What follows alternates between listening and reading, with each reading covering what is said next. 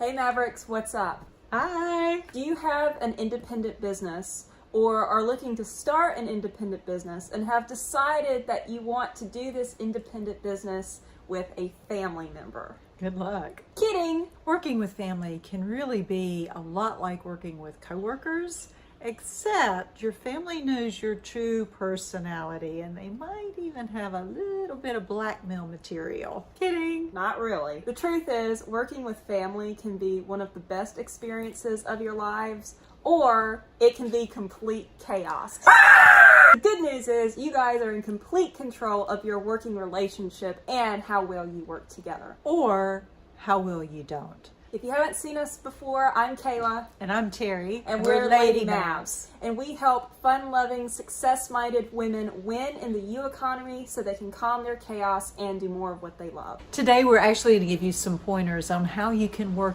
well with family so that you can all do more of what you love and strengthen your relationships rather than maybe wanting to kind of kill each other.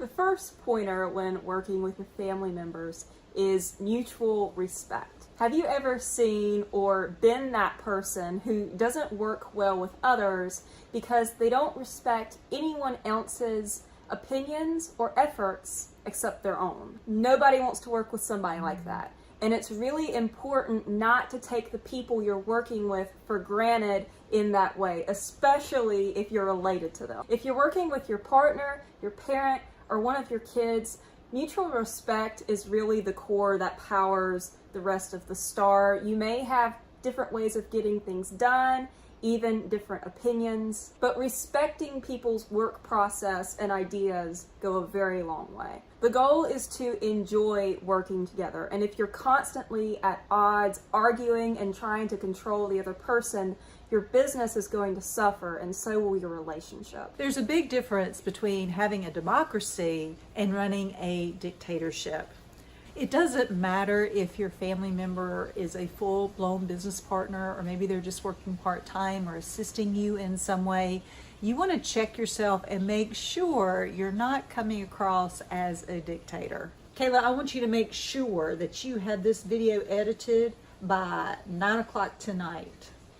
Do it yourself, lady. You're not the boss of me. Coworkers aren't really going to put up with that, and your family is especially not going to put up with that. And it only causes a lot of undue stress and anxiety and resentment, which is not anything we want, especially with those we love and care about the most. Make sure that you're really listening to what it is that they have to share. Be open to their input, because I guarantee when you do that, the strength of what you're building together will be significantly enriched. Sometimes working with your family really means you have to learn how to sit on your ego. Communication is number 3. It's really important to have open communication in your working relationship and be transparent about where your head is at any stage of the business building process, especially if you each have tasks you're responsible for. And if you do need help finishing the project that you are responsible for, be sure to ask for it. My mom and I are here for each other to bounce ideas and give advice. Pretty much everything we do, we're asking for each other's input because we understand how valuable having that extra set of eyes is. Which really brings us around to talking about how important it is to work with and pull from each other's strengths. I do not get much joy from working with technology, especially when I get stuck on something and the computer won't do what I want it to do. Kayla, on the other hand, very much enjoys figuring all of that out and has a really great eye for it. I don't enjoy it, it just is a little bit more intuitive. So I, for example, am in charge of all of the video editing, a lot of the different design work, and Mom really excels more, in my opinion, in the actual content creation of what we do. So we kind of rely on each other's strengths, and that way our business runs in a lot smoother, more cohesive fashion, whereas if we were trying to do things that neither of us enjoy doing or were good at, the business would kind of stall and feel like chaos, and neither of us would have as much fun as we do. Sit down, talk through what your strengths are, your individual strengths are, what your individual weaknesses are when it comes to business, in terms of what your skill sets are, what it is that you enjoy, what you are intuitively good at. Work from that base to kind of bridge the gaps between your weaknesses. I think what you will find is that you will tend to complement each other in ways you may not even realize. It saves a lot of time too, because like in our example, it takes her a lot longer to do design stuff than it does me. So it just helps compress everything when you work on and utilize each other's strengths. Which makes more time for you to be able to enjoy the things that you really love to do, right? So it's a win-win. Jazz hands.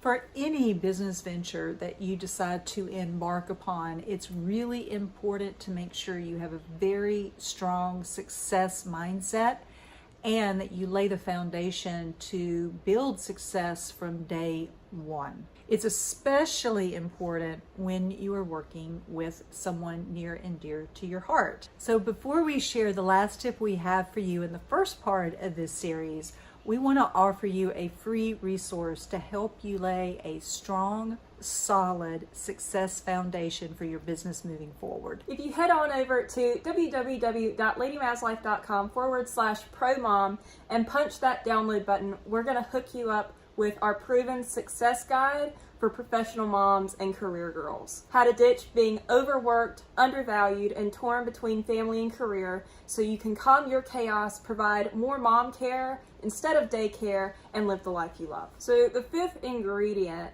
to really working with a family member is to have a common goal or value. Part of what our success guide helps with is establishing what you really want, what your goal is. And it's important working with family that you both have a common value you can get behind. If you aren't both passionate about the work you're doing in some way, then it can stalemate your productivity. Another reason why open dialogue is so important. Sometimes a family member may not be honest about what they want because they know it's not what you want, and vice versa. But this really causes more harm than good. A little tweak to your goal or business setup, or giving them more responsibility if that's what they want, may be all it takes to get your family member just as excited about what you're doing as you are. Do you want more responsibility? Does that mean more money?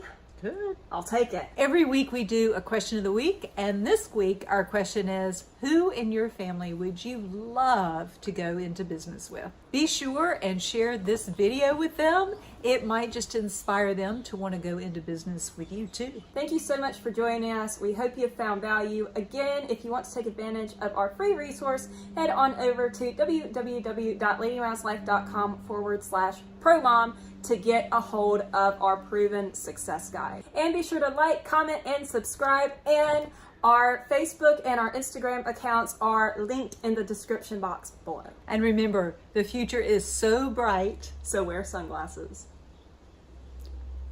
Aloha! Cheers. Nobody wants to work with somebody like that. And it's really important to take the people you're working with for granted. Bounce an idea. Giving advice. It's more like a dictator move. Sorry, I don't have a ball. Please don't bounce a ball off my head. I want it up and running tonight.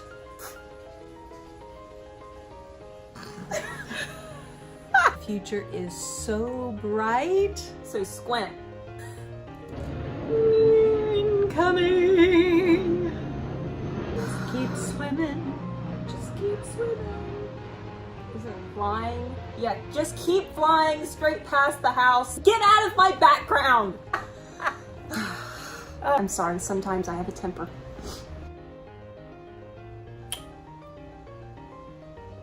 Oh, this one's gonna have a blooper reel. Yay!